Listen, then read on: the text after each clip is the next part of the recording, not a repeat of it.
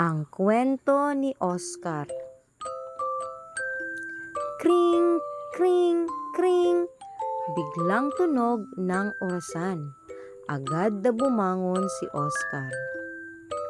Kanyang inayos ang kama na kanyang pinaghigaan. Dumiretso siya sa banyo upang maligo, magsipilyo at magbihis ng malinis na kasuotan. Pumunta siya sa kusina at natuwa sa kanyang nakita.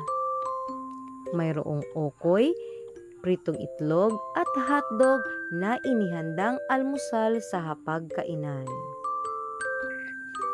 Matapos kumain, inihanda ni Oscar ang kanyang mga gamit sa paaralan. At nagpaalam sa kanyang nanay bago sumakay sa auto ng kanyang tatay. At yan ang kwento ni Oscar.